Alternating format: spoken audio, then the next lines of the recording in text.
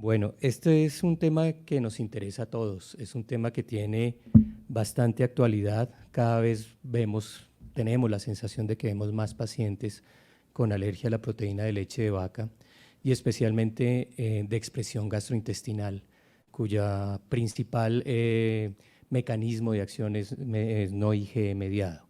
En ese sentido, tenemos todavía muchos vacíos de conocimiento.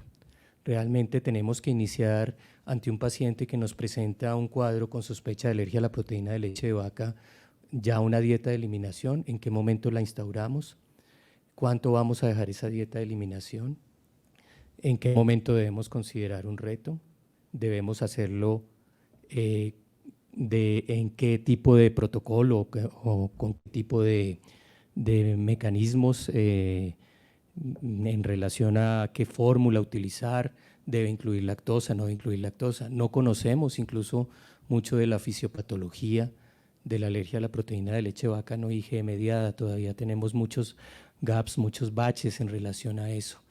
¿Qué fórmula vamos a utilizar en aquellos pacientes que tienen lactancia mixta o fórmula exclusiva? ¿Qué dieta de eliminación sugerimos en la mamá? ¿Qué tenemos que revisar? ¿Cuáles son los signos de alarma? Tenemos tanto que hacer y que todavía estamos aprendiendo, que pues obviamente, este es acá, listo. Obviamente la alergia alimentaria, incluida la alergia a la proteína de leche de vaca, siempre la vamos a enfocar de acuerdo al mecanismo de acción. Los diferentes fenotipos clínicos pues obviamente se van a dar de acuerdo a si es IgE mediada, aquellos mecanismos mixtos y los que más nos interesan a nosotros los gastros, que son los más frecuentes, obviamente con las enfermedades eosinofílicas del tracto gastrointestinal, tenemos el FPIs, que es la enterocolitis, mediadas por alergenos alimentarios o inducida, la proctocolitis inducida también por alergenos alimentarios, que es uno de los motivos más frecuentes de la consulta, la enteropatía alérgica, que se comporta como un síndrome de malabsorción. Se incluyen también por respuestas inmunes la enfermedad celíaca y tenemos obviamente claro que la alergia no se expresa solo a nivel gastrointestinal sin importar el mecanismo. Tanto IgE mediada como no IgE mediada como mecanismos mixtos también van a tener fenotipos de presentación tanto a nivel cutáneo como a nivel respiratorio. Primer problema que tenemos con la alergia a la proteína de leche de vaca y es qué tan frecuente es. No, realmente no lo sabemos muy bien. Los estudios poblacionales tienen una gran variabilidad. Vemos aquí que hay reportes desde el 1.9 hasta el 7.5%, otros dicen que hasta el 10%.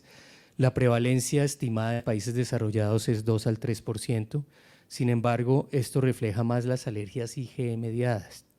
Mientras que la alergia no IgE mediada no tenemos realmente datos concretos, datos fuertes en relación a cuál es su prevalencia. Eso debido a que tenemos una evidencia limitada, no tenemos criterios uniformes, muchas veces el diagnóstico se establece por dietas de alimentación de eliminación y muchas veces no se hace el reto confirmatorio.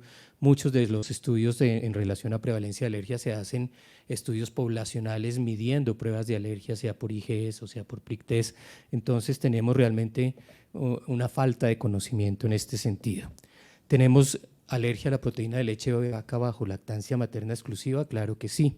Este es un estudio de Haas en el 2002, ya hace 20 años, que en una cohorte de 1.749 pacientes logró estimar una prevalencia del 0.5% en leche materna exclusiva. La tenemos. Ahora, nosotros cada vez vemos más frecuente alergia a la proteína de leche de vaca en pacientes que están bajo lactancia materna exclusiva. ¿Realmente esta cifra es real a la luz del día de hoy? Es lo que no sabemos. Sería deseable que tuviéramos un trabajo que pudiera estimar realmente cuál es la verdadera prevalencia de la alergia a la proteína de leche de vaca en lactantes que reciben solo leche materna exclusiva.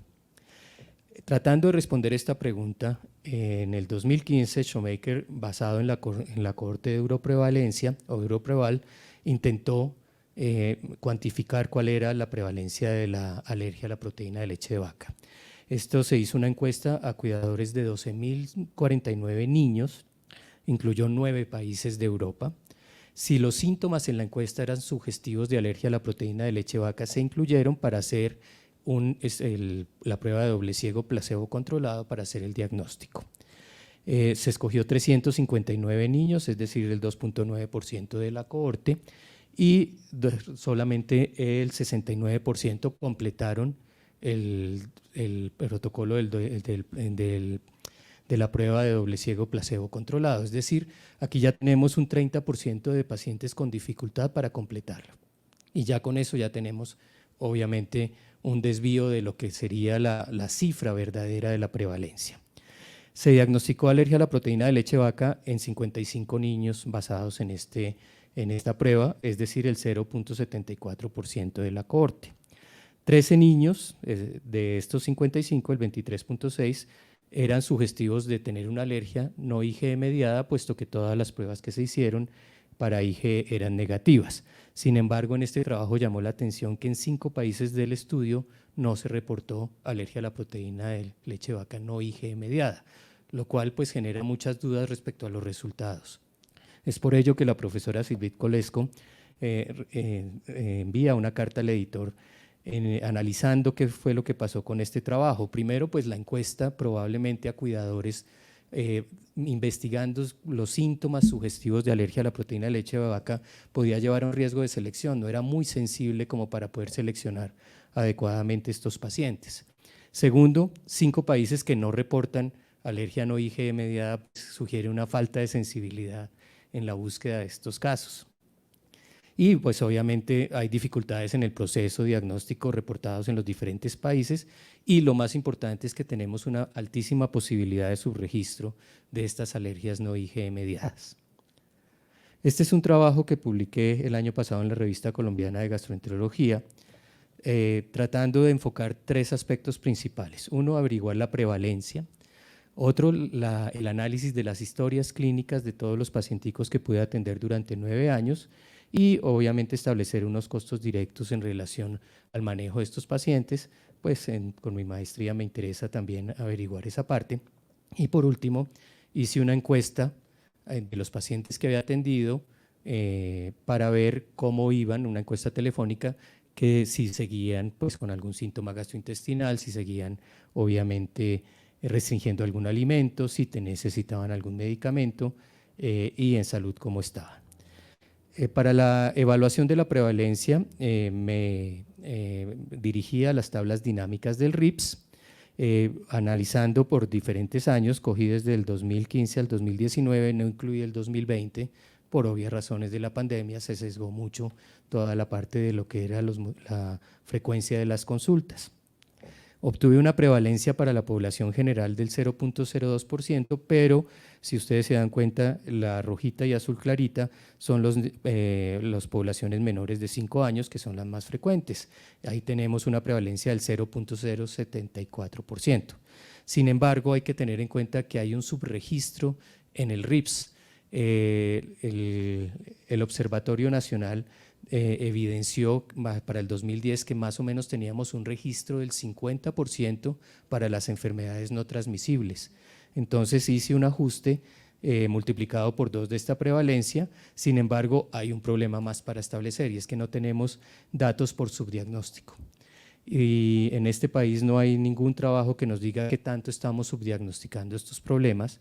Sin embargo, la OMS publicó en el 2012 en varios países latinoamericanos, desafortunadamente no se incluyó Colombia, en que había solo un diagnóstico adecuado del 10% en estas enfermedades no transmisibles, especialmente en relación a la alergia.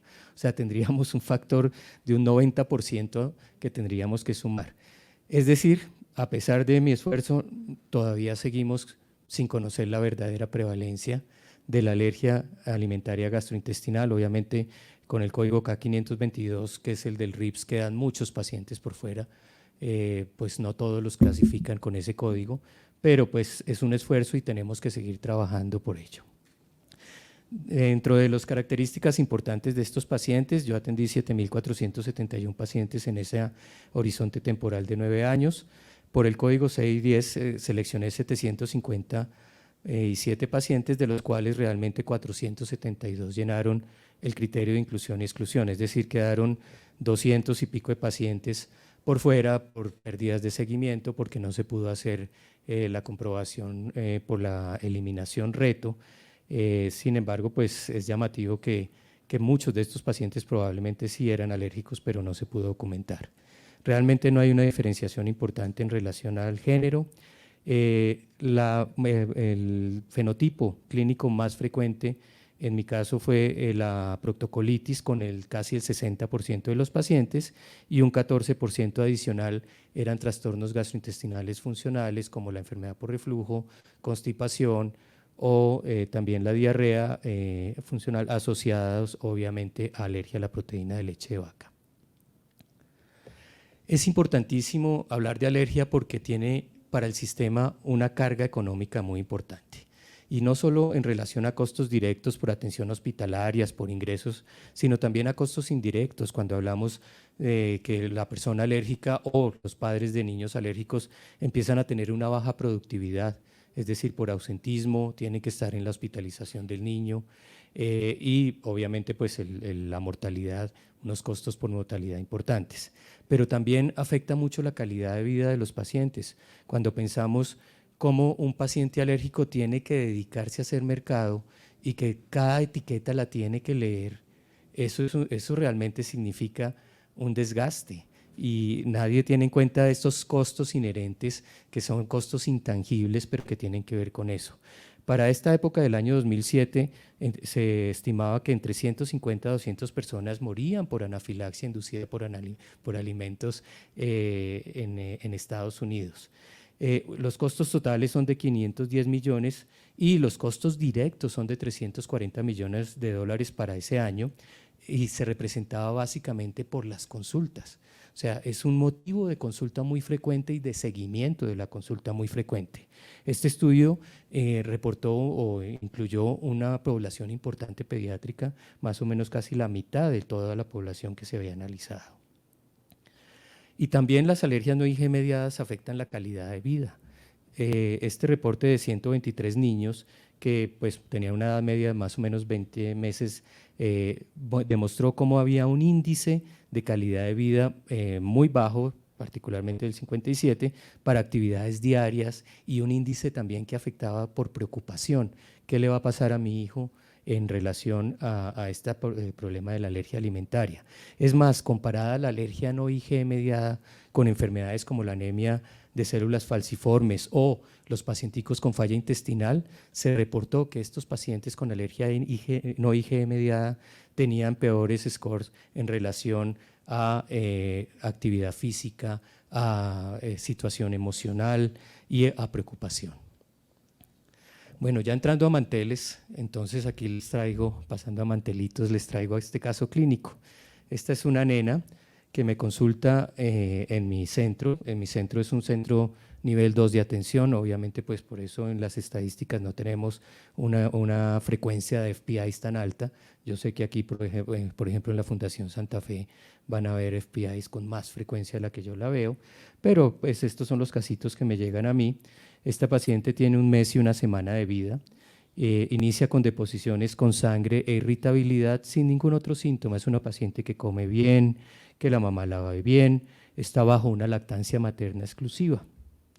Pediatría le inició desde el momento del sangrado una dieta materna de exclusión de la proteína de leche de vaca a la mami y le inició Biogaya.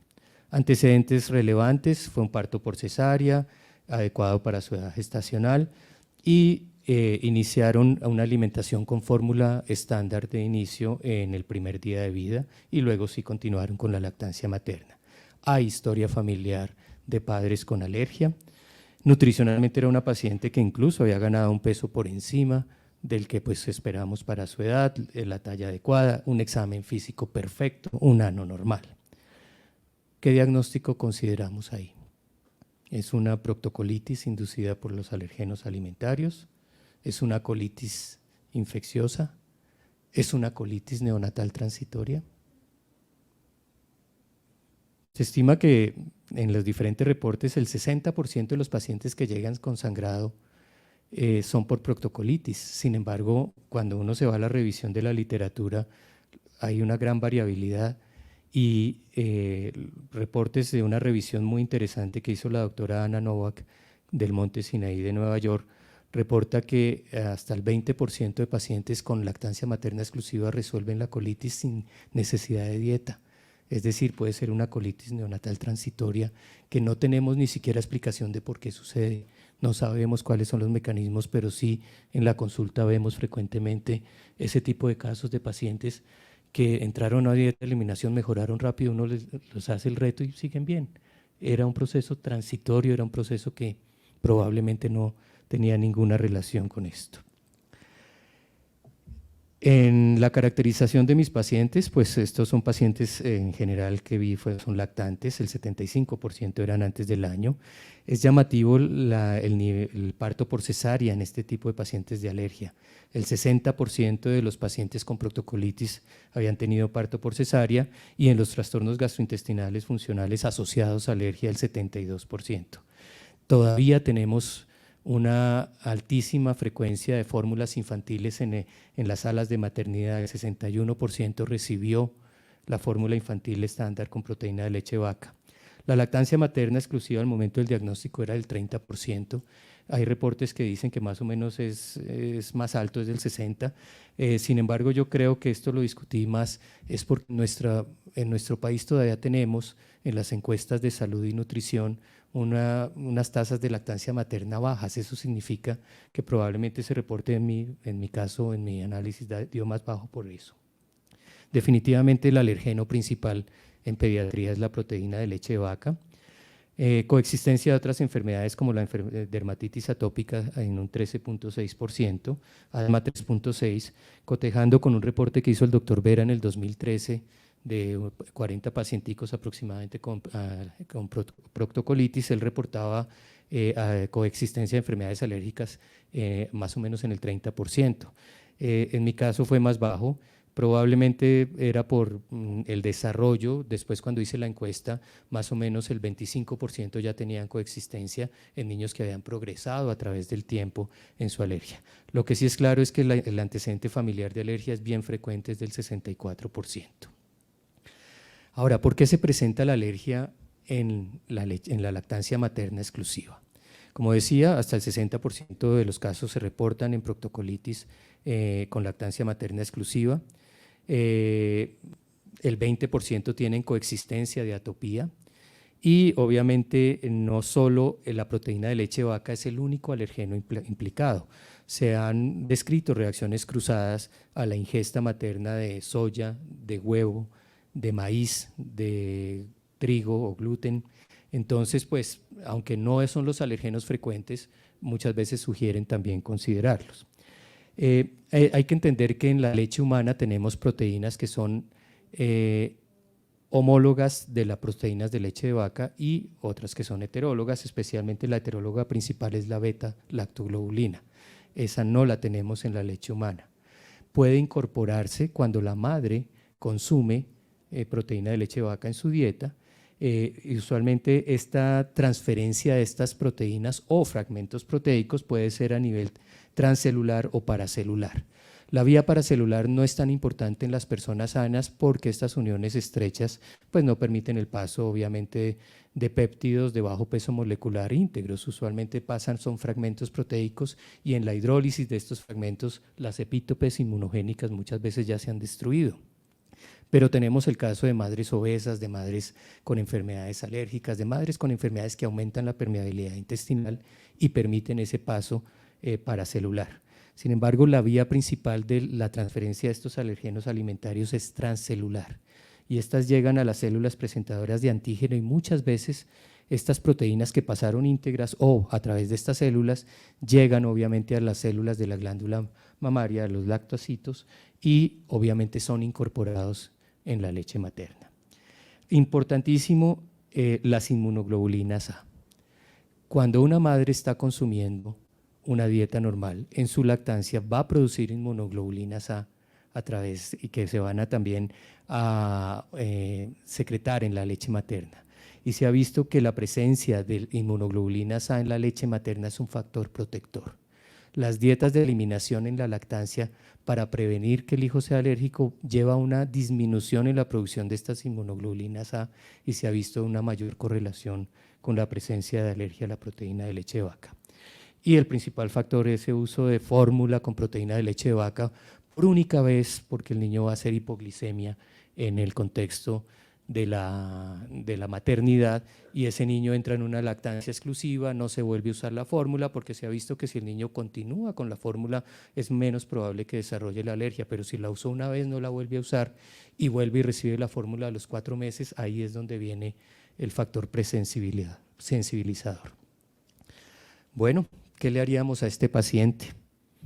No le hubiéramos realizado la dieta de eliminación, inmediatamente llega a la consulta de urgencias porque sangró, y hubiéramos esperado 4 semanas.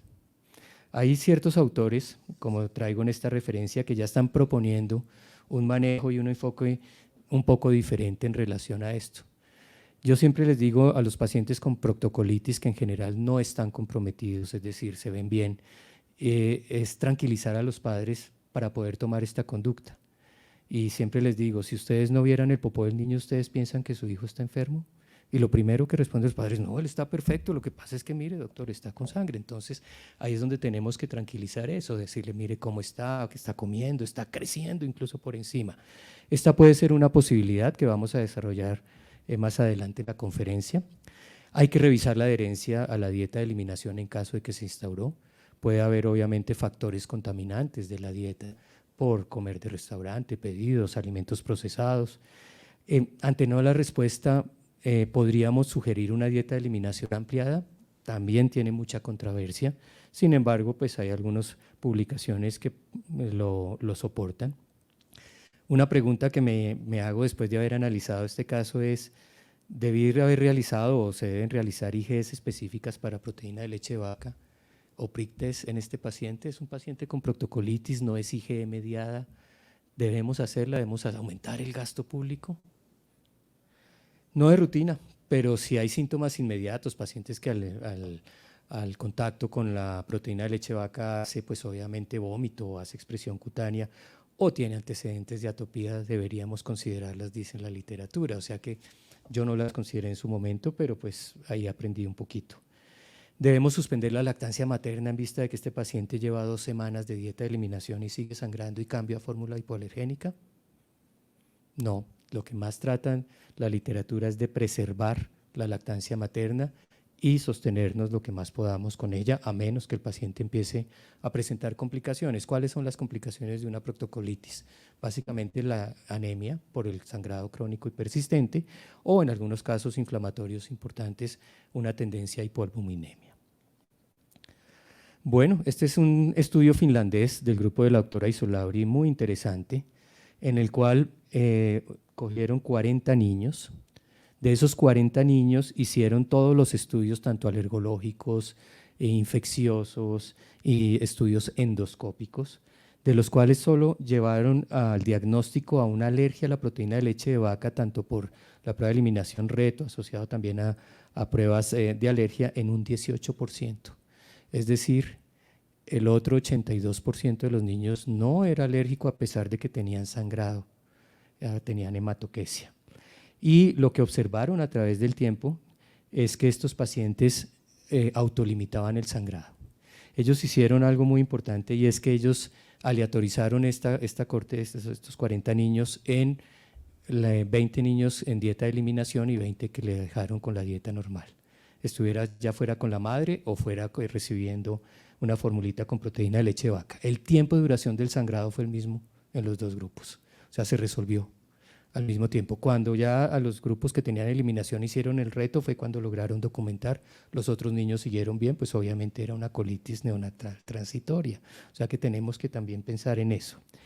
Y si vemos en los estudios endoscópicos e histológicos, tenemos más o menos entre un 40% de colonoscopias normales y un 60% en su histología normal. O sea que pues no necesariamente todo niño que sangra ya es una proctocolitis por alergia a la proteína de leche de vaca. Ahora, este niño no ha respondido, sigue sangrando, esta nena no ha respondido, sigue sangrando. Le proponemos una dieta materna ampliada, restringiendo huevos, soya, trigo, básicamente.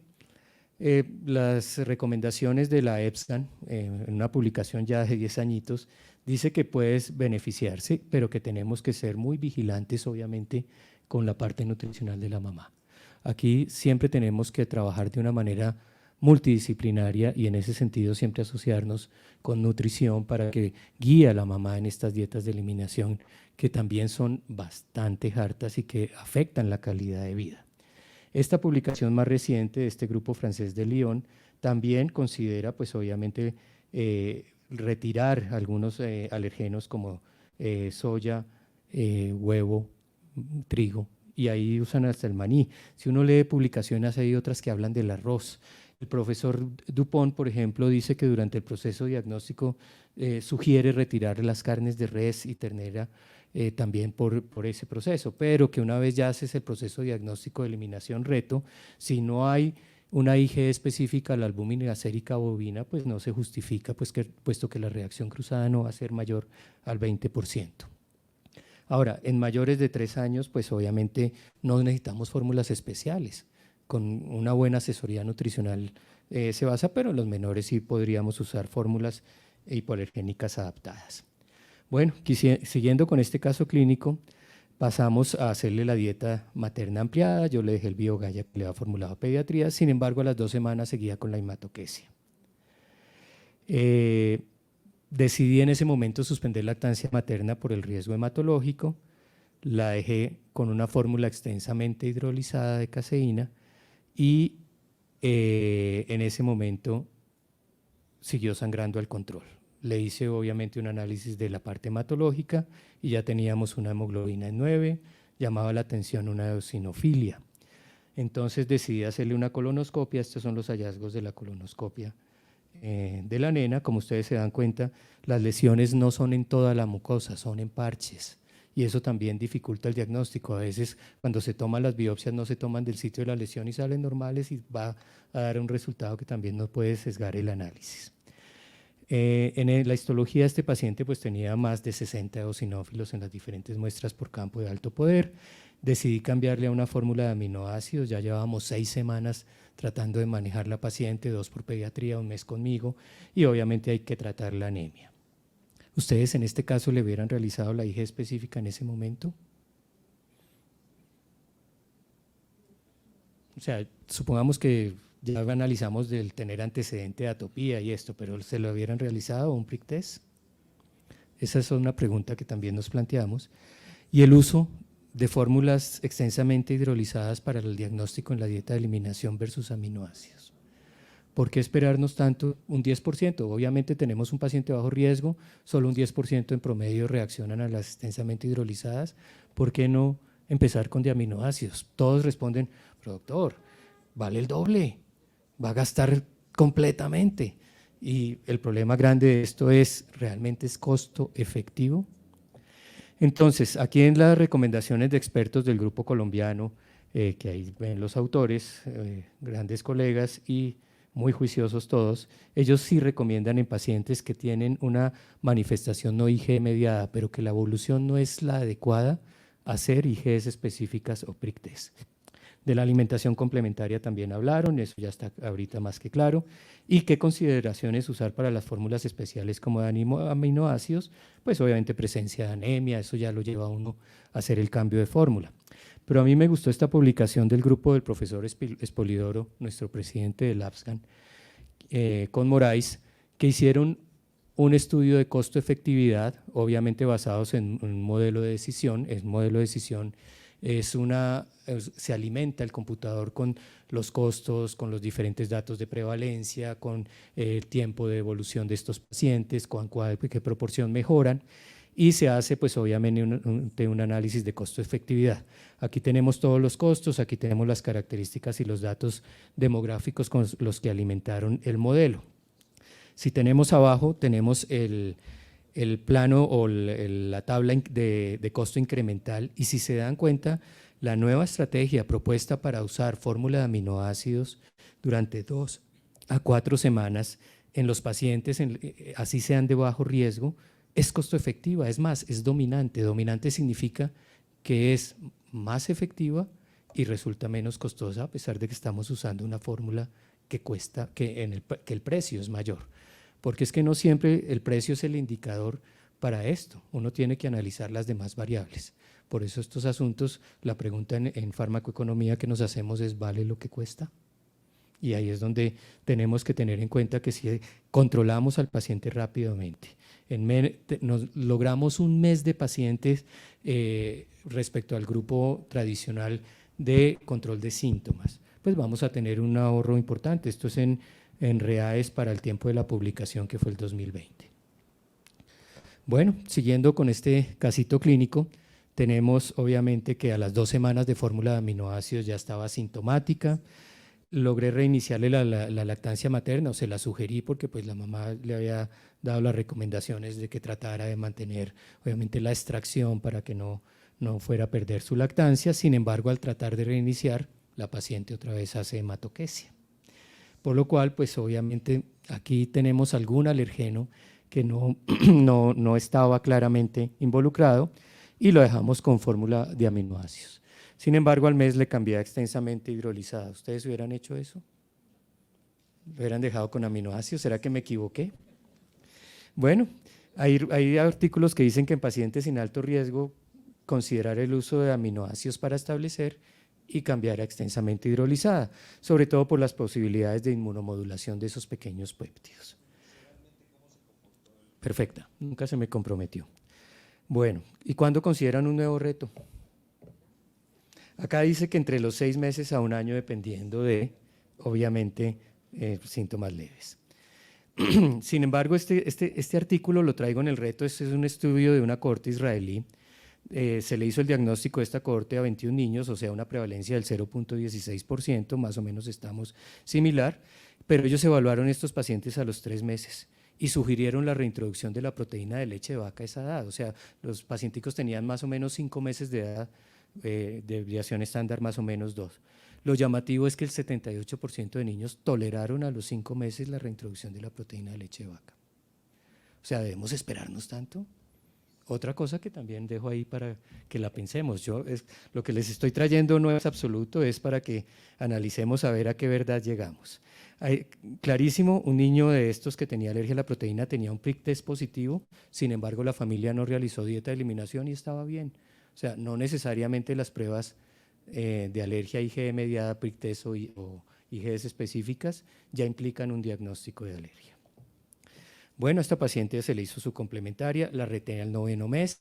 Desafortunadamente al 9º mes me reaccionó con vómitos, signos cutáneos, pero la mami en ese momento de la consulta me dice, pero es que está con síntomas virales, entonces yo creo que fue por eso. Entonces esperamos 4 semanas y la volvimos a retar y vuelve y presenta los síntomas. ¿Qué pasó? Yo no le medí las IgEs al principio. ¿Será que ella tenía el componente IgE mediado siempre? ¿O será que me hizo una transición de un paciente con una alergia no IgE mediada y ahora tiene una IgE mediada?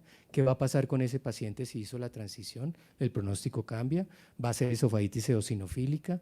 ¿Va a ser estas alergias de componente mixto? ¿Qué le hacemos? Primero medirle las IgE, ¿cierto?